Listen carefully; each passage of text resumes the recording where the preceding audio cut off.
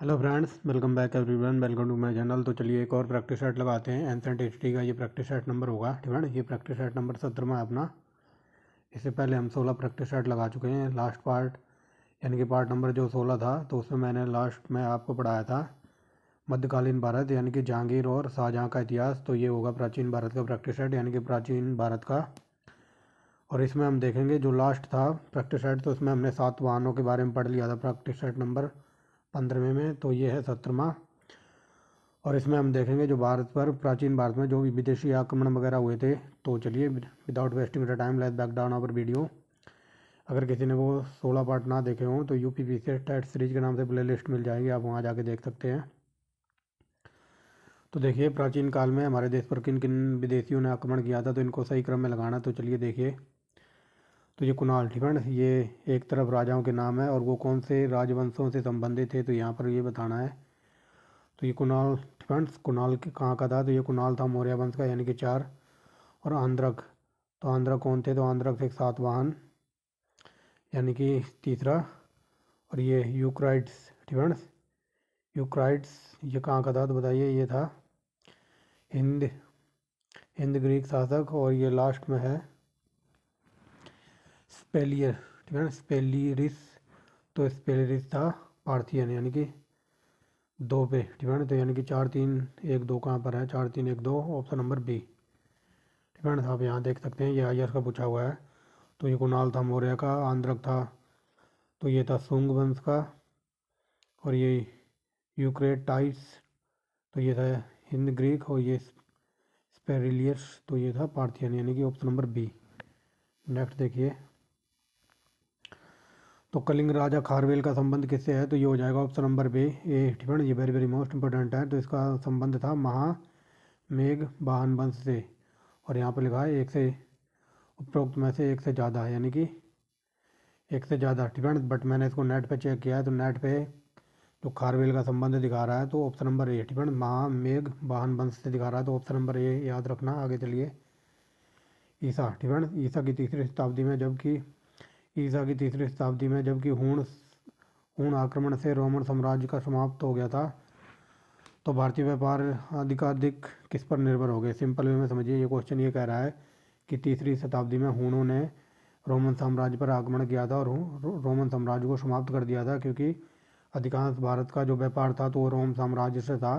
तो रोम साम्राज्य के ख़त्म हो जाने से भारतीय व्यापारी या फिर भारतीय व्यापार कहाँ से चल रहा था, तो उस टाइम जब रोमन साम्राज्य समाप्त हो गया था तो इंडिया वालों को व्यापार चल रहा था दक्षिण पूर्व एशियाई व्यापार से, ठीक है। Option number C. और ये आईएएस का पूछा हुआ है एकदम डीप लेवल में, आगे देखिए। नेक्स्ट देखिए क्या कहता है। ईसा पूर्व दूसरी शताब्दी के आरंभ में उत्तरी अफगानिस्तान में स्थापित भारतीय यूनानी राज्य कौन सा था, तो बताइए। उत्तरी अफगानिस्तान में स्थापित भारतीय यूनानी राज्य कौन सा था, तो ये था बैक्टीरिया, ऑप्शन नंबर ए। आगे चलिए, प्राचीन काल में भारत पर आक्रमण के संबंध में निम्नलिखित में से कौन सा कथन सही है। इनको सही क्रम में लगाना है। तो देखिए, ये आईएएस में पूछा हुआ है, ये लॉलीपॉप है और ग्रुप 3D का एग्जाम का फालतू क्वेश्चन है। तो सबसे पहले आए थे यूनानी, फिर आए थे शक, फिर आए थे Kushan, option number A. Next देखिए, सिकंदर की सफलता का क्या कारण था इंडिया के अंदर कि वो इतने सफल हो पाया था, तो बताइए। तो ये देखिए, भारत में भारत में सिकंदर आया था, तो भारत में उस टाइम कोई भी सत्ता नहीं थी, मतलब बहुत सारे राजा थे और वो आपस में ही लड़ते झगड़ते रहते थे, इसलिए वहाँ पर कोई भी केंद्रीय सत्ता नहीं थी। तो ये सही है। आगे देखिए, दूसरा क्या कहता है, उसकी सेना सर्वश्रेष्ठ प्रकार की थी, तो उनकी उसकी सेना भी A1 क्वालिटी की थी। आगे देखिए, तीसरा क्या कहता है, उसे विद्रोही भारतीय शासकों का साथ मिला था, तो ये भी सही है, क्योंकि जब मैंने ऊपर बताया ना, इंडिया के अंदर बहुत सारे शासक थे, बहुत सारे राज्य थे, तो ये आपस में ही लड़ते झगड़ते रहते थे। तो इन्होंने जो जो कुछ गद्दार राजा थे या फिर देशद्रोही राजा थे, तो उन्होंने भी सिकंदर का साथ दिया था, तो ये भी सही है। चौथा देखिए क्या कहता है, वह एक अच्छा प्रशासक था, अच्छा नहीं था वो, वह एक अच्छा प्रशासक नहीं था, यानी कि चौथा गलत है। तो देखिए, ऑप्शन नंबर बी बता रहा है 1 2 3 सही है, चौथा गलत है, वो अच्छा एक प्रशासक नहीं था। और इसके ऊपर पूरी कहानी सुना रखी है। आगे चलिए, निम्नलिखित में से मगध का कौन सा राजा सिकंदर महान के समकालीन था, तो ये वेरी वेरी मोस्ट इंपॉर्टेंट है। और इसका आंसर है घनानंद, ये वेरी वेरी मोस्ट इंपॉर्टेंट। और कई बार ये क्वेश्चन ऐसे पूछा जाता है कि जब भारत के अंदर सिकंदर आया था तो कौन से वंश का शासन चल रहा था, तो ये घनानंद था, नंद वंश का। तो नंद वंश का शासन चल रहा था। और नंदों की सेना देखे, लगभग इनकी सेना में 6,000 जंगी हाथी थे और लगभग 3-4 लाख सैनिक थे। और 6,000 हाथियों को देखकर सिकंदर की सिट्टी पिट्टी गुल हो गई थी, याद रखना फ्रेंड्स। इसी वजह से ये मतलब भारत के अंदर प्रवेश नहीं कर पाया था, मतलब झेलम नदी के किनारे ही डटा रहा था, याद रखना। आगे चलिए, तो इसका आंसर हो गया सिकंदर के समकालीन था घनानंद, और नंद वंश का शासन था उस टाइम। आगे चलिए, सिकंदर के हमले के समय उत्तर भारत में निम्नलिखित राजवंशों में से किसका शासन था, तो ये बता दिया किसका था, नंद वंश का, ऑप्शन नंबर ए। ये देख लीजिए, सारे IAS के पूछे हुए क्वेश्चन हैं। आगे चलिए, पाँचवीं शताब्दी ईसा पूर्व भारतीय प्रांत निम्नलिखित को 220 टैलेंट वार्षिक कर रूप में देते थे। तो 220 टैलेंट सोना किसको दिया जाता था इंडिया के द्वारा, तो ये दिया जाता था फारस को। मतलब एक साल में भारत से 320 टैलेंट सोना, यानी कि 320 टैलेंट उस टाइम कोई नापने की इकाई वगैरह रही होगी, तो 320 टैलेंट कह लो या फिर 320 किलोग्राम कह लो। तो 320 किलोग्राम सोना हमारे देश से फारस को भेजा जाता था, ऐसे याद रख लेना, प्रति वर्ष कर के रूप में। आगे देखें, निम्नलिखित पारसी शासकों में से किसका शासनकाल सिद्ध शिलालेख तख्ते बाई के निश्चित रूप का निर्धारित किया गया है, तो बताइए किसके शासनकाल का उल्लेख मिलता है शिलालेख तख्ते बाही। तख्ते बाही में किस राजा का उल्लेख मिलता है, तो ये मिलता है गोंडो फर्निसिस का। ये वेरी वेरी मोस्ट इंपोर्टेंट है ये नाम, ठीक है। तो पार्थियन राजा था ये, और इसका शिलालेख है तख्ते बाही में निश्चित रूप से निर्धारित किया गया है, तो गोंडो फर्निसिस का नाम। नेक्स्ट देखिए क्या कहता है, कथन कारण वाला है। लगभग 2 वर्ष से अधिक अभियान के बाद सिकंदर महान 325 ईसा पूर्व में भारत को छोड़ दिया था, तो ये सही है। आगे देखिए, वह चंद्रगुप्त मौर्य से पराजित हुआ था। तो चंद्रगुप्त मौर्य से उसकी कोई लड़ाई वगैरह नहीं हुई थी, तो ये सही है और गलत है। देखिए कहाँ पर लिखा है, तो ऑप्शन नंबर सी बता रहा है, क्योंकि चंद्रगुप्त मौर्य का सिकंदर से कोई लेना देना नहीं था, तो ऑप्शन नंबर सी, यानी कि ये सही है और गलत है। आगे चलिए, निम्नलिखित में से सिकंदर के साथ भारत कौन नहीं आया था, तो ये डायमेकस नहीं आया था। आगे चलिए, आगे देखिए, असबक राज की स्त्रियों ने किसके विरुद्ध युद्ध में भाग लिया था, तो बताइए किसके विरुद्ध युद्ध में भाग लिया था, तो कोई बता सकता है, तो ये हो जाएगा ऑप्शन नंबर डी, ठीक है ना। यूनानियों के साथ असमक की जो स्त्रियां वगैरह थी, तो इन्होंने भी भाग ले लिया था, क्योंकि सिकंदर ने सबको मार डाला था। ये देखिए, युद्ध भूमि में बड़ी संख्या में सैनिकों के मारे जाने तथा आहत हो जाने के बाद भारतीय गण अथवा राज्य की स्त्रियों ने सिकंदर के खिलाफ शस्त्र धारण किया था। तो ये मत्स्यक राज्य की स्त्रियों वगैरह ने शस्त्र धारण किया था सिकंदर के खिलाफ, ठीक है ना, याद रखना ऑप्शन नंबर डी। आगे देखिए, निम्नलिखित में से किसने भारत में स्वर्ण सिक्कों का प्रचलन नियमित रूप से या फिर नियमित उपयोग के लिए किया था। ये वेरी वेरी मोस्ट इंपोर्टेंट है और ये हजारों बार क्वेश्चन पूछा है, और इसका आंसर है बिम कडफिसिस, ठीक है, बिम कडफिसिस, ठीक है। तो नियमित रूप से सोने के सिक्के किसने चलाए थे हमारे देश में, तो ये था बिम कडफिसिस। ये नाम याद रखना, ये कई बार क्वेश्चन बना है, हजारों बार, ये एकदम डीप लेवल का है। और PCS का ऐसा कोई सा एग्जाम नहीं होगा, UP PCS, Bihar PCS, MP PCS, Uttarakhand PCS और छत्तीसगढ़ PCS में ये क्वेश्चन हजारों बार पूछा गया है, ठीक है। तो याद रखना बिम कडफिसिस का नाम। नेक्स्ट देखिए, निम्नलिखित में से किस शासक ने सर्वप्रथम सोने के सिक्के जारी करने का श्रेय दिया जाता, तो ये देखिए ऐसे भी क्वेश्चन पूछा है, तो ये बिम कडफिसिस का, ठीक है, UP PCS में है, ये पूछा हुआ मेंस में, और ये UP PCS प्री में, याद रखना, ठीक है। तो आगे चलिए, निम्नलिखित में से हमारे देश में इंडिया इंडिया कहकर किसने संबोधित किया था, ये very very most important question है। हमारे देश को सबसे पहले इंडिया कहकर किसने बुलाया था, तो ये यूनानियों ने दिया था नाम इंडिया। आगे देखिए, सबसे पहले व्यापक पैमाने पर स्वर्ण मुद्रा किसने जारी की थी, तो ये देखिए बीमा खटफिसिस, या फिर ये कई जगह आपको बिम खटफिसिस भी लिखा मिलेगा, तो option number be most important है ये क्वेश्चन। ये देखिए RAS में पूछा हुआ है राजस्थान वालों ने। आगे चलिए, आकृति युक्त सिक्कों का प्रचलन भारत में सबसे पहले किसने किया था, तो ये किया था हिंद यवनों ने। आगे चलिए, कथन काड़वाड़ा है, देखिए हिंद यवन राजा भारतीय संस्कृति के प्रभाव में आ रहे थे, तो ये सही है। हिंद यवन राजा थे, तो वो भारतीय संस्कृति के प्रभाव में आ रहे थे, और कारण क्या कहता है, आगे देखिए कारण कारण यहाँ से शुरू है। तो कारण देखिए क्या कहता है, अगस्तोक्लीज के कुछ सिक्कों पर वासुदेव और बलराम की आकृतियाँ मिलती हैं, तो ये सही है। अगस्तोक्लीज के कुछ सिक्कों पर वासुदेव यानी कि कृष्ण की और बलराम की आकृतियाँ मिली हैं, तो ये दोनों सही हैं। ऑप्शन नंबर ए देखिए क्या कहता है, ए आर दोनों सही है और यहाँ पर स्पष्टीकरण भी हो रहा है ऑप्शन नंबर ए बी का। आगे चलिए। तो भारत में सबसे पहले स्वर्ण मुद्रा किसने जारी की थी, तो कई बार बता दिया है ये देखिए, और कई बार पूछा भी है। देखिए ये था option number D Menander. Defence यहाँ देखिए क्या कह रहा है, निम्नलिखित में से किस शासक को भारत में सर्वप्रथम स्वर्ण मुद्रा जारी करने का श्रेय दिया जाता है, तो स्वर्ण मुद्रा सबसे पहले जारी की थी मिनांडर, ये ऑप्शन नंबर डी। डिफेंस और ऊपर क्वेश्चन था कि सिक्के किसने चलाए थे, तो उसका आंसर था बिम कड़फिसिस। भारत में आगे देखिए, भारत में उत्कीर्णित सिक्कों का पहल आरंभ किसने किया था, तो ये क्या था, हिंदी यूनानियों ने। मिनांडर कौन था, तो मिनांडर एक यवन राजा था। आगे चलिए। स्वर्ण सिक्के सर्वप्रथम किसने चलाए थे, तो ऑप्शन नंबर बी मिनांडर। आगे चलिए। उस वीर राजा का नाम बताइए जिसे सिकंदर ने झेलम नदी के तट पर हराया था, तो वो था Raja Porus, option number B. Next देखिए, निम्नलिखित में से किस राज्य का शासक डायोटोडस प्रथम था, तो बताइए किस राज्य का था, तो ये बैक्टीरिया का था, ऑप्शन नंबर बी। आगे चलिए। सिकंदर भारत में लगभग 19 महीने तक रहा था। सिकंदर और पोरस की लड़ाई कौन सी नदी के तट पर हुई थी, तो ये झेलम नदी के तट पर। Very very most important. आगे देखिए। पहला ईरानी शासक जिसने भारत के कुछ भागों को अपना अधिकार कर लिया था, तो वो था डायरियस प्रथम। आगे चलिए। ये वेरी वेरी मोस्ट इंपोर्टेंट नाम है और कई बार पूछा। आगे चलिए। भारत के किसी प्रदेश पर अधिकार करने वाला प्रथम फारसी शासक कौन था, तो यही था डेरियस प्रथम। नेक्स्ट देखिए क्या कहता है, हिंद एवं शासकों के राजदूत द्वारा विदिशा में गरुड़ स्तंभ का अभिलेख समर्पित किया गया, तो किसका है ये, विदिशा में गरुड़ स्तंभ अभिलेख किसको समर्पित किया गया, तो ये वेरी वेरी मोस्ट इंपोर्टेंट है। ये विदिशा आई थिंक मध्य प्रदेश में पड़ता है, ठीक है, एमपी में। तो ये अभिलेख है ऑप्शन नंबर डी, यानी कि ऑन्टी ऑल किडिस का, ठीक है, ऑन्टी ऑल कोडिस, ऑप्शन नंबर डी। और ये एमपीपीसीएस में ही पूछा है क्योंकि ये विदिशा है एमपी में, ठीक है, याद रखेंगे।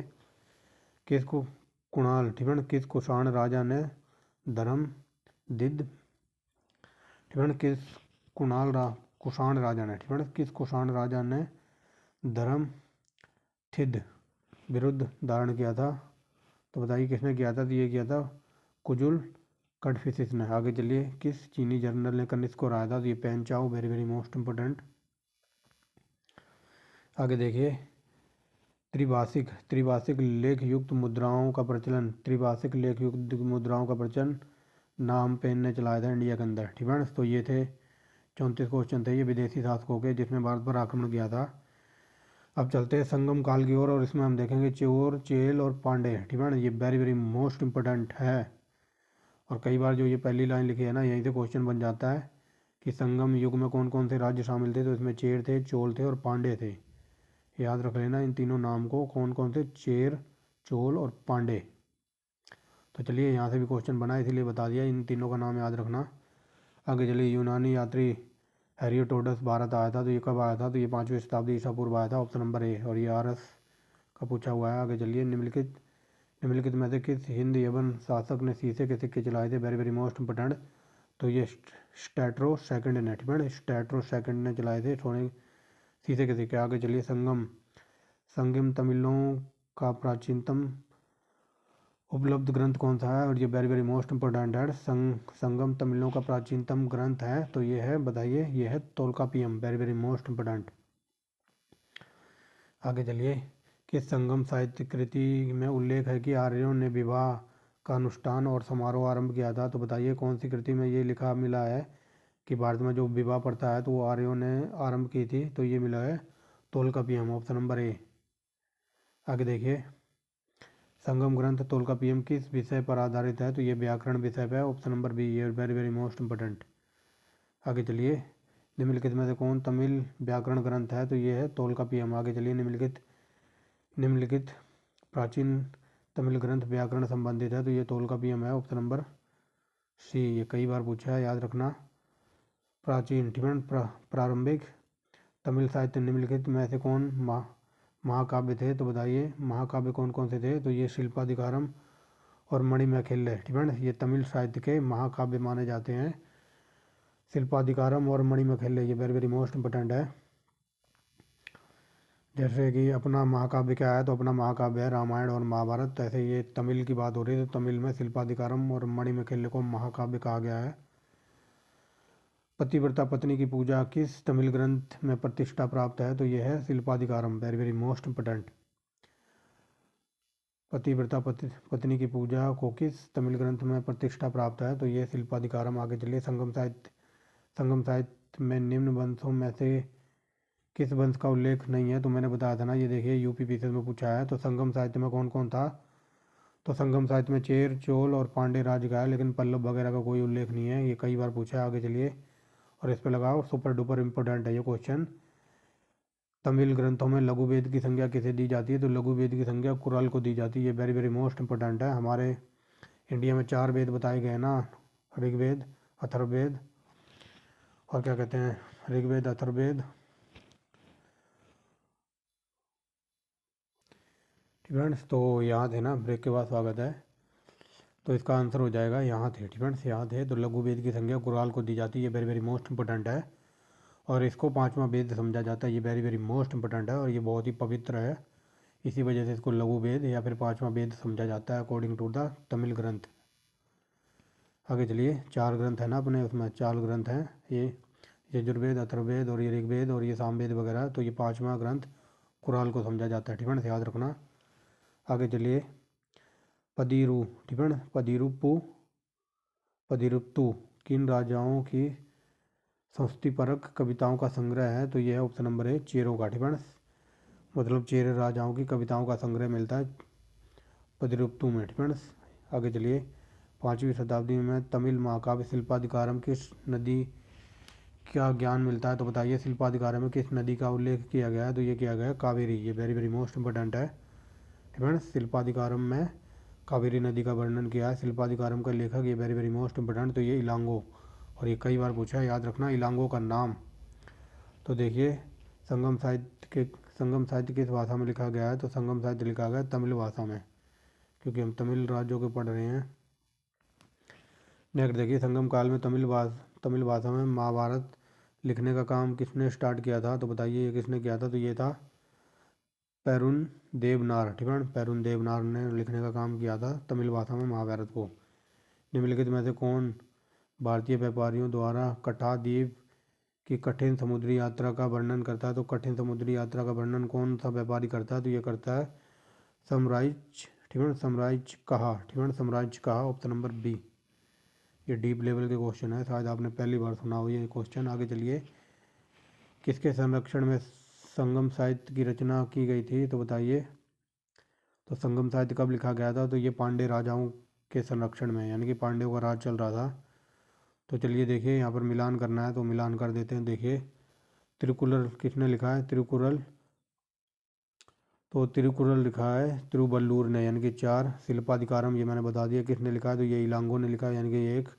मणिमेखिल्य किसने लिखा है? तो मणिमेखिल्य लिखा है सत्यनारायण ने, यानी कि 2। और ये तोलकापियम, ठीक है, तोलकापियम किसने लिखा है? तो तोलकापियम लिखा है, ऑप्शन नंबर हो जाएगा, तोलकापियम लिखा है तोल कपियर ने, ठीक है, तोलकापियर ने लिखा है, यानी कि 1 4 1 2 3 4 1 2 3 कहाँ पर है? तो ये देखिए ऑप्शन नंबर ए में बता रहा है, ठीक है। ये याद रखना, ये वाला क्या कहते हैं, तिरुकुरल। ये चारों के चारों मोस्ट इंपोर्टेंट है। अगर चारों याद ना रख सकते हो ना, तो तोलकापियम, मणिमेखिल्य और ये शिल्पाधिकारम को तो जरूर याद रखना, जरूर। यहाँ पर बताना कौन सा गलत है, ठीक है। तो देखिए, तो शिल्पाधिकारम इलांगो ने लिखी है, ठीक है, इलांगो आदिगल ने, ठीक है, और कई जगह सिर्फ आपको ये इलांगो ही लिखा मिलेगा, इलांगो, याद रखना, ठीक है। मणिमेखिल्य, तो मणिमेखिल्य अभी बताया ना किसने लिखा है। तो यहाँ देखिए, मणिमेखिल्य लिखा है सत्यनारायण ने, ठीक है, मणिमेखिल्य सत्यनारायण ने, हमें गलत बताना है। तो मणिमेखिल्य लिखा है सत्यनारायण ने, ना कि तिरुमा जीसी ने, ठीक है। तो ऑप्शन नंबर बी गलत है। आगे चलिए, ठीक है। संगम युग के क्लासिकल ग्रंथों की तिथि क्या है? तो संगम युग के क्लासिकल युगों की तिथि बतानी है तो दो ऑप्शन नीचे हैं, तो ऑप्शन नंबर डी फ्रेंड्स, यानी कि 100 BC से 100 AD।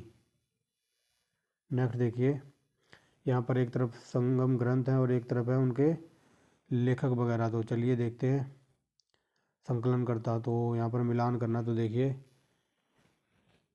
इग्नूर ठीक है, इग रूर नूरूर फ्रेंड्स, इग्नूरूर। तो ये किसने लिखा है? तो ये लिखा कुडुलूर ने, यानी कि फ्रेंड्स अब देखिए दोबारा इग्नू नूर फ्रेंड्स, इग्नू नूर, इग्नू नूर किसने लिखा है? तो ये लिखा गुडूल ने, यानी कि चौथा फ्रेंड्स, पहले का हो जाएगा चौथा, यानी कि इग्नूरूर ने लिखा है, गुडुलूर ने, यानी कि 4।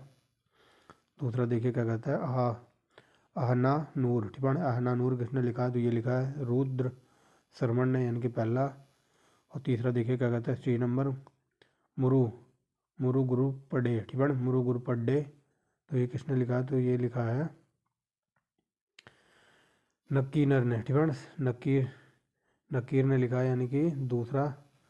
और लास्ट देखिए सिरू पुरूनूर पड्डे ठीक है, तो ये किसने लिखा है? तो ये लिखा है रत्नार ने ठीक है, क्या बोल दिया मैंने ठीक है, ये रत्नार ही है ठीक है। तो ये हो जाएगा 4 1 2 3 है कहीं ठीक है, 4 1 2 3। तो ये देखिए ऑप्शन नंबर डी में बता रहा है ठीक है। और ये देखिए IAS का पूछा हुआ है, इतनी डीप लेवल में। ये ऐसे नाम है जिनको बोलते हुए जीभ में छाले पड़ जाएं ठीक है। आगे चलिए, संगम संगम युग में उरयूर किस के लिए विख्यात था? तो ये ऑप्शन नंबर बी, कपास का महत्वपूर्ण केंद्र था उरयूर ठीक है। आगे चलिए, संगम तिथि क्या डिसाइड की गई है? तो संगम काल माना है 500 ईसा पूर्व से 500 ईस्वी तक। आगे चलिए, तृतीय संगम हुआ था, तो ये हुआ था मदुरई में, यानी कि ये तमिलनाडु में पड़ता है मदुरई। तो देखिए एंसेंट इंडिया में संगम क्या था? तो एंसेंट इंडिया में संगम था तमिल कवियों का संघ था, या फिर मंडल कह लो ठीक है। तमिल कवि थे तो उनका जो ग्रुप था या फिर मंडल था, तो उनको कहते थे संगम।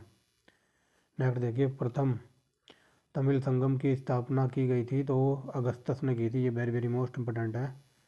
नेक्स्ट देखिए, संगम से तात्पर्य है, तो बता देना संगम था तमिल कवियों का ग्रुप या फिर समूह बोलो। तो ये देखिए ऑप्शन नंबर सी, तमिल विद्वानों की सभाएं।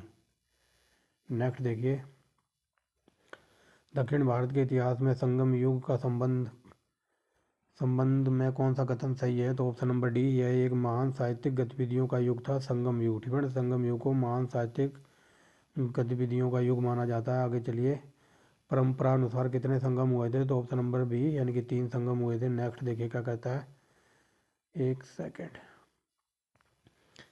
निम्नलिखित में से किस बंदरगाह को पेरिपल्स ऑफ द आर्थियन सी का लेखक पुडके के रूप में जाना जाता है? तो बताइए, पेरिपल्स ऑफ द आर्थियन सी का लेखक पुडके के रूप में अरिकामेडू बंदरगाह को जाना जाता है। वेरी वेरी मोस्ट इंपोर्टेंट है, इसे छोड़िए। आगे देखिए ठीक है, रोम भारत में रोम व्यापारिक प्रस्थान की खोज निम्न में से सर्वप्रथम की गई थी? तो ये की गई थी अरिकामेडू। नहीं समझे ना ठीक है, सिंपल वे में समझो। भारत में रोम व्यापारिक ठीक है, जो भारत था ठीक है, इंडिया और जो रोमन साम्राज्य था, इसके बीच व्यापारिक संबंध वगैरह था। तो ये सबसे पहले खोज वगैरह या फिर सबसे पहले पता कहाँ से लगा? तो अरिकामेडू बंदरगाह से ठीक है, क्योंकि बंदरगाह से माल वगैरह आता था, जहाज वगैरह आते थे, और इधर से माल आता था उधर से जाता था ठीक है। ऐसे याद रखना कि भारत और रोमन साम्राज्य के व्यापारिक संबंध अरिकामेडू बंदरगाह से मिले हैं। और कई बार ये पूछ लिया जाता है कि भारत और रोमन साम्राज्य के बीच में जो व्यापार था, तो इसमें सोने के सिक्कों से लेन देन होता था, तो ये सोने के सिक्के वगैरह कहाँ मिले हैं? तो ये भी अरिकामेडू से ही मिले हैं ठीक है। अरिकामेडू का नाम याद रखना।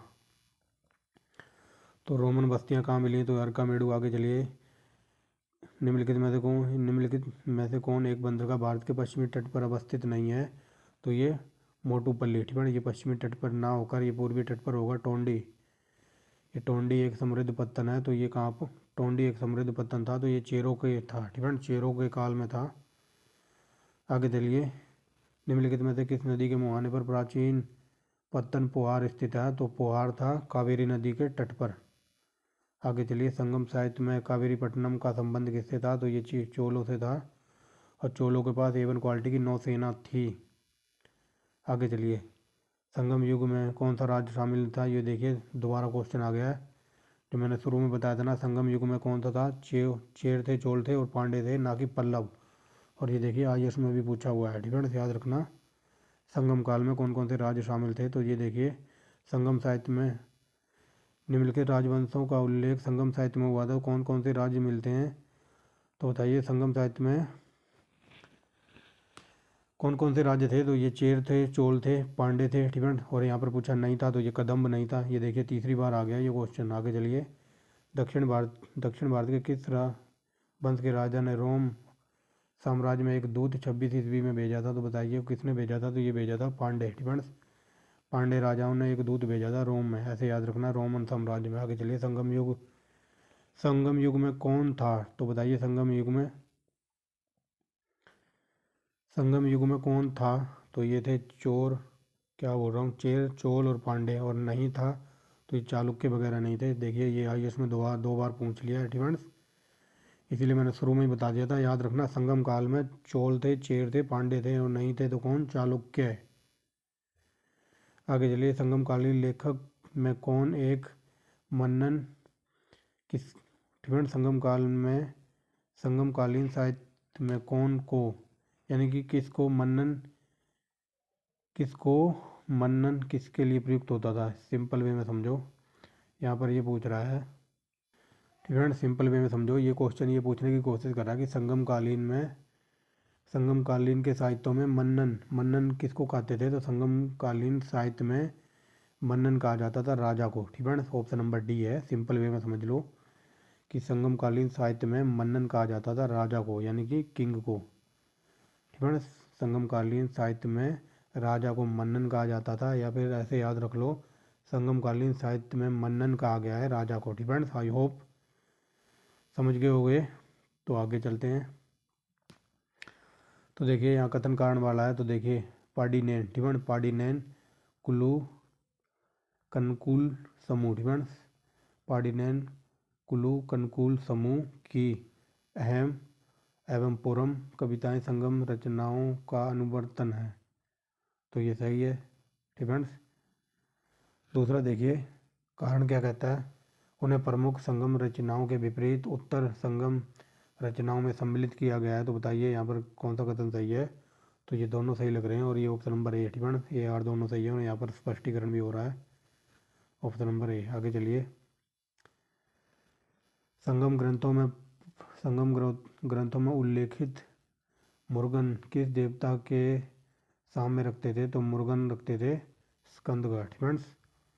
तो ये देखिए जो संगमकालीन में जो प्रमुख देवता थे मुरुगन थे, एक सेकेंड, ठीक है। संगमकालीन ग्रंथों में प्रमुख देवता मुरुगन थे, ठीक है, तो मुरुगन थे, याद रखना, ठीक है।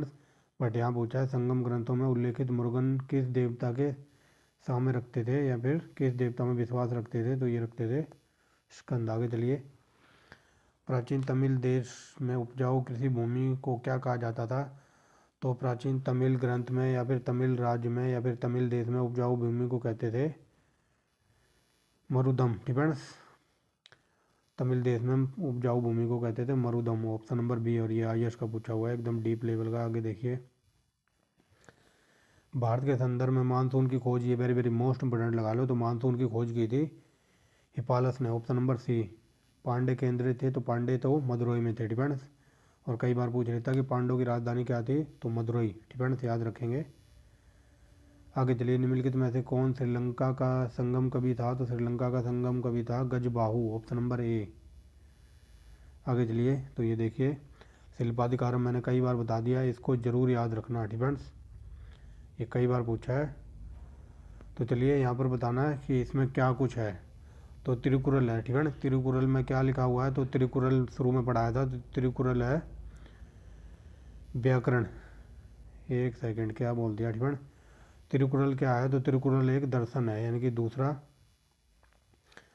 और तोलकापियम तो बताया था ना, तोलकापियम क्या है, तो तोलकापियम है एक व्याकरण की किताब है ये, तोलकापियम की जानकारी यानी कि तोलकाप्पियम में व्याकरण की जानकारी मिलती है। आगे चलिए, शिल्पाधिकारम क्या है? तो शिल्पाधिकारम है एक प्रेम कथा, यानी कि ऑप्शन नंबर ए। और मणिमेखले में क्या है?